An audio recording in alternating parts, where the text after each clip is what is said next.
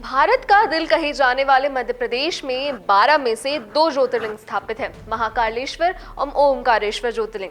ऐसे में हालिया में पेश मध्य प्रदेश के बजट में 2028 में सिंहस्थ के लिए मोहन यादव सरकार ने क्या प्रबंध किए, आइए चलते हैं देखते हैं इस रिपोर्ट में।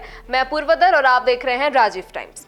मध्य प्रदेश के वित्त मंत्री जगदीप देवड़ा ने बुधवार को वित्तीय वर्ष 2026-27 का बजट पेश करते हुए 4,38,317 करोड़ का प्रावधान दिया है, जिसमें से सिंहस्थ महापर्व की तैयारी के लिए उज्जैन में 3,060 करोड़ रुपए के विकास कार्य का प्रावधान भी प्रस्तावित किया गया है। उज्जैन में 2028 में होने वाले सिंहस्थ महापर्व को लेकर मध्य प्रदेश सरकार ने 2026 बजट में एक बड़ी घोषणा की है। वित्त मंत्री ने कहा है कि सिंहस्थ महापर्व को ध्यान में रखते हुए राज्य सरकार की ओर से कुल 13,891 करोड़ रुपए का कार्य चल रहा है।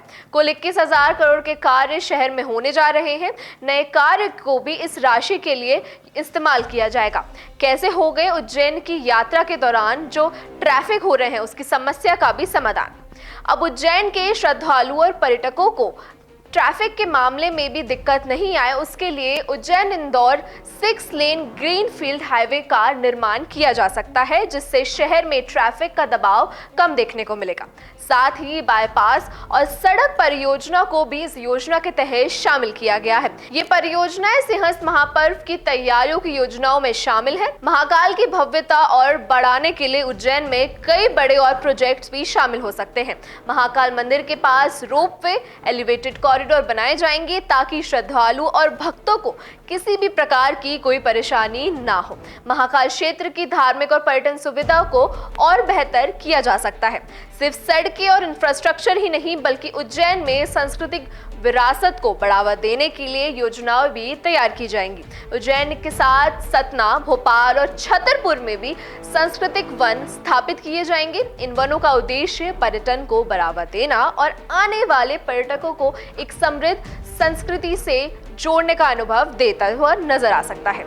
राज्य सरकार ने कामकाजी महिलाओं के लिए भी एक बड़ी पहल की है। उज्जैन सहित अन्य जिलों में सखी निवास बनाए जाएंगे ताकि महिलाएं सुरक्षित और सुविधाजनक वातावरण में काम कर सके और रह सके। इसके अलावा उज्जैन को शहरी परिवहन सुविधा और सड़क नेटवर्क के विस्तार का भी फायदा मिलेगा। सिंहस्थ महापर्व के लिए किए जा रहे ये सभी बड़ा विकास कार्य उज्जैन के भविष्य को एक नई दिशा की ओर ले जाएगा। सड़कों, पुलों और अन्य परियोजनाओं से शहर की तस्वीर बदलती हुई नजर आ सकती है। इन परियोजनाओं को पूरा होने के लिए उज्जैन ही नहीं बल्कि पूरा देश इंतजार कर रहा है और उज्जैन अब एक धार्मिक केंद्र बनने वाला है, बल्कि ये एक मॉडल शहर के रूप में भी लोगों के सामने आ सकता है। बस अब एक सवाल खड़ा होता है कि क्या उज्जैन को ये विकास मिलेगा जिसका वे सदियों से इंतजार कर रहा था। इस सवाल का जवाब आप हमें कमेंट सेक्शन में बताएं।